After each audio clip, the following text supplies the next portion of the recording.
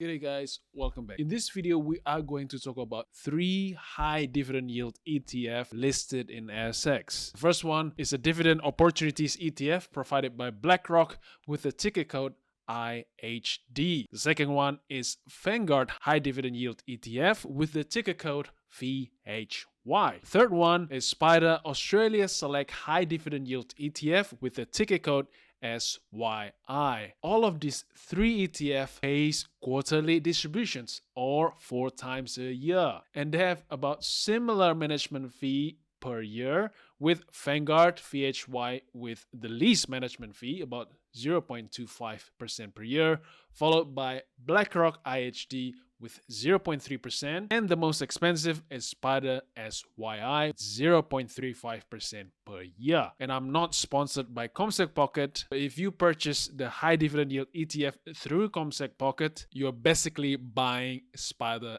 SYI. The reason as of why I'm making this video is because VHY and SPDR SYI is almost reaching its all-time high. And some of you might be thinking, is it still a good buy or is it still too expensive? Because if you pay too expensive, your dividend yield will be lower, right? And what's interesting, it's a different case with BlackRock's IHD, that the unit price as of April 2022 still lower than its December 2010 level. To answer that question, you need to go deeper. What is the underlying asset that each of these ETF are investing in? Because each of these ETF follow different indexes.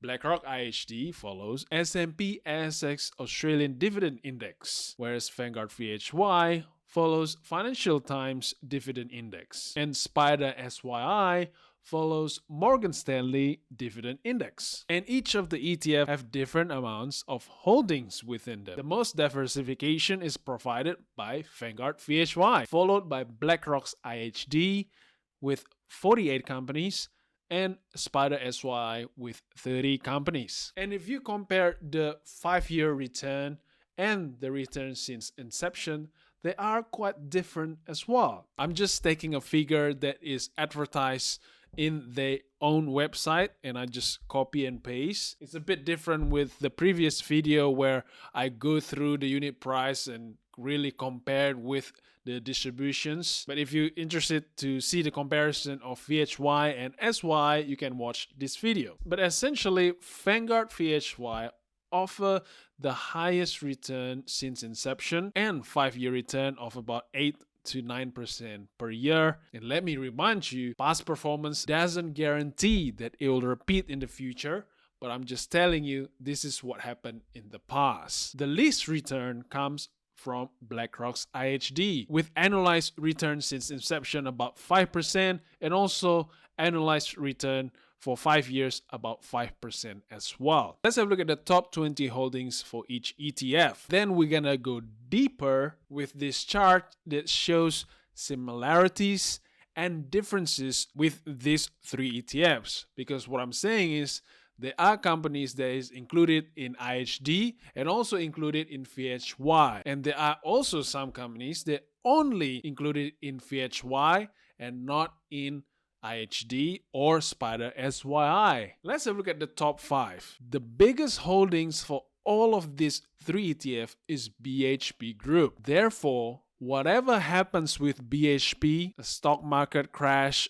to whatever reason, it will greatly impact the unit price growth and also the dividend yield. If we look at the history, in March 2015, BHP has experienced a tragedy in Samarco iron ore mining site in Brazil. And that wipes out about 46% of market capitalization. And if you read on page 68 of BHP annual report in 2016, they reported a loss of negative $6.38 billion US. And if you look at Vanguard VHY and SPDR SYI price chart, in the same period in March 2015, both of these ETF are greatly impacted with the BHP Group share price going down. Basically, in this table, any companies that is highlighted with bold font are the ones that is included in all 3 ETF.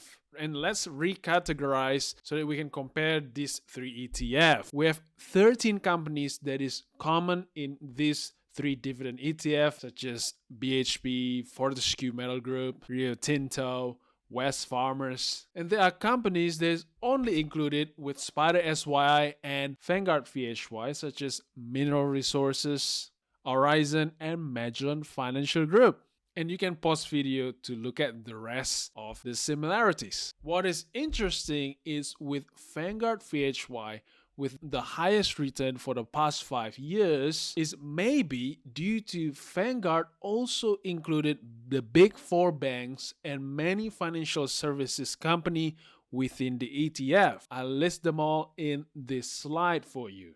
And not only that, Vanguard VHY also have exposure to oil and gas and coal companies such as Woodside, Whitehaven Coal, New Hope. And also, VHY will be benefited more with the commodity price rally that we have today. If you have a look at the coal price per ton, is more than 3 times than the level of 3 years ago. It's over $330 per ton. So essentially, the coal mining company in Australia are printing money. The same with gold companies as well. But always be cautious that commodity price rally doesn't last forever. If we look at the crude oil price, Brent per barrel, it was about $127 per barrel in 2011. For about 3 years till 2014, the oil price was stable around $100 per barrel. But after that, it crashes down to about $50 a barrel, which greatly impacted the share price of the oil companies and also their net profit. So lastly, which one out of these three are the best? It's really up to you. You can go back through the slide I've shown you and judge it with yourself which one that is compatible with your risk and return profile. If I have to pick out of these three, I would go for Vanguard VHY because it offers the greatest diversification and the performance is quite similar to ASX 300 ETF. However, you get more return in the form of dividend yield instead of the unit price growth.